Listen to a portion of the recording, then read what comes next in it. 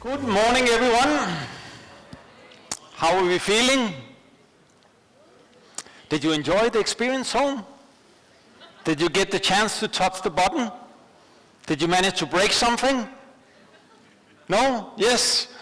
Hopefully you had the chance to enjoy it. First and foremost, before I get into this small little speech presentation I will do around experience management, I want to take the opportunity from my side as well to welcome you to the second ASEAN Innovator Summers. We did it 2 years ago. It was a great success, and based on the feedback and the experience we had from our customers, we decided to do it again.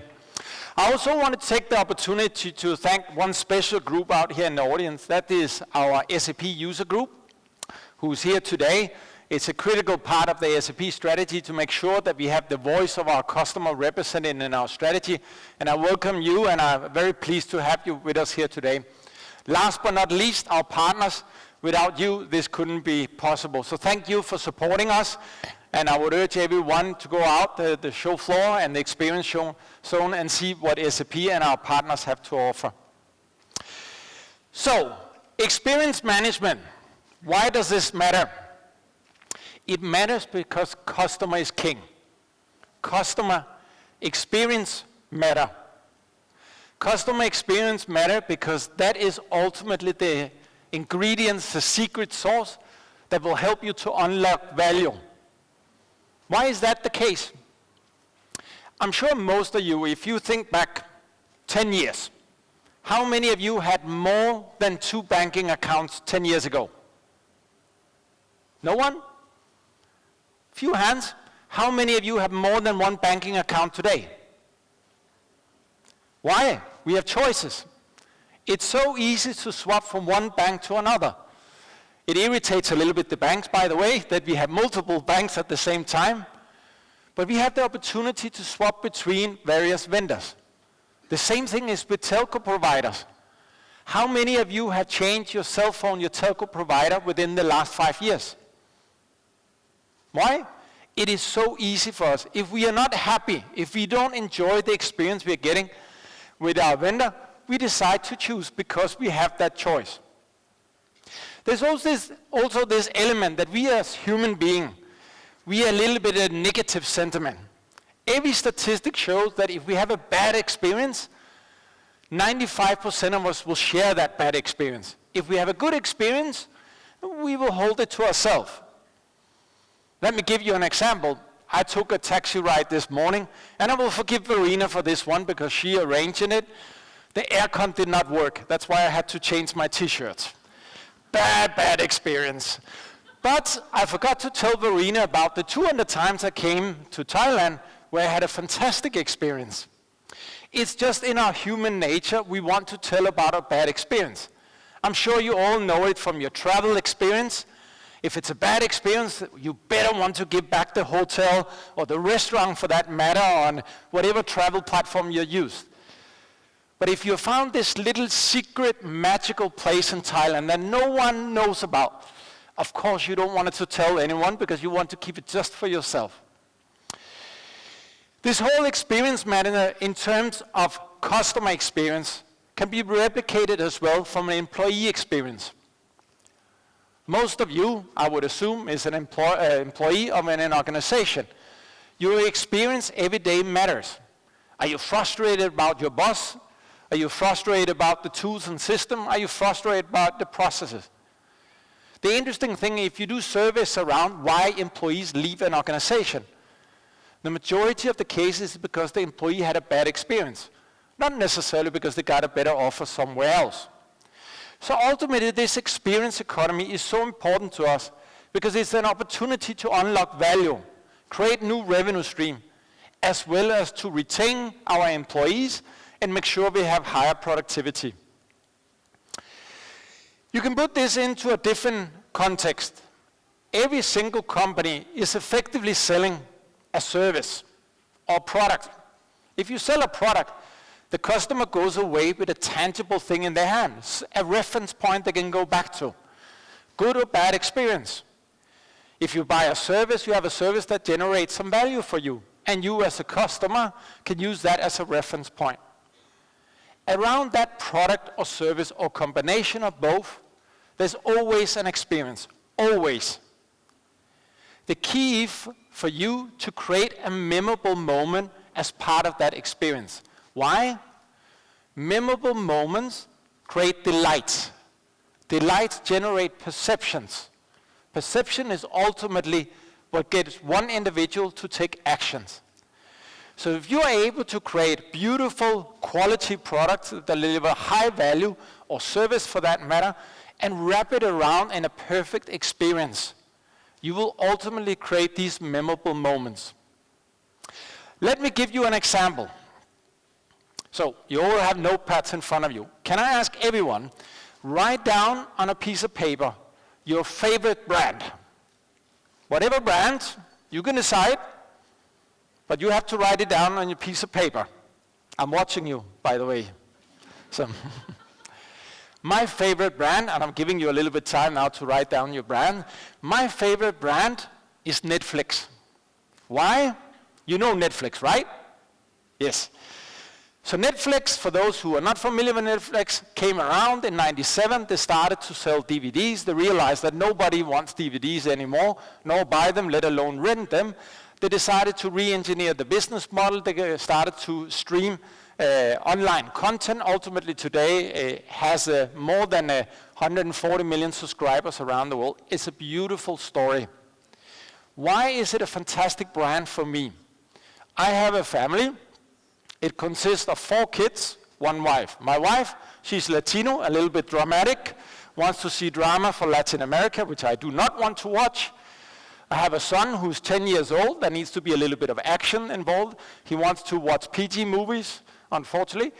I have another son who's 3 years old. I have another son who's 1 year old, and I have a daughter who's just born 2 weeks ago. Each and every one of them have their preferences. Not the girl yet, but I'm sure it will come. They have their preference. They have their own profile. They see their content. They see their preferences. They basically enjoy what gives a great experience and memorable moment for them. The interesting thing for me with the Netflix story, do I know how much I pay for Netflix? I have no idea. Do I know how much data I have actually given to Netflix? I have no idea. I don't even remember when I signed up for it. But for me, it's a fantastic brand. It gives me and my family a great value. So now you look on your piece of paper and the brand you have there, and you ask yourself the question, do you know how much you spent on that specific brand within the last year? Probably none of you, right? Do you know how much data you have shared with that company you wrote on the piece of paper? Probably not. Because if it's a brand we like, a brand we want to be associated with it, it gives us so immense amount of value that it actually doesn't matter what it costs or the data we share. I'll come back to that later. Scientists and a lot of research refer to this so-called thing called experience gap. And what it basically says, if you ask a number of CEOs, and I'm sure you can do the same in your organization, is your brand a superior brand? Deliver a superior experience? 80% will say yes. I will be the first one to say as well that SAP deliver a superior experience. But I can tell you and be honest with you as well. When we ask our customers, it may not necessarily always be 80%. So interesting thing, you have this notion of this massive experience gap between what we believe we deliver as an experience and what our customer actually thinks. So what we did last year, we went out for a survey in Southeast Asia. We interviewed 3,000 people, particularly asking them around whether they were happy with their digital experience. 54% came back and said, I am not happy at all. So the challenge for all of us, irrespective of whether you're SAP or your organization, is how can we close that experience gap? There's 3 things that is worth taking in mind.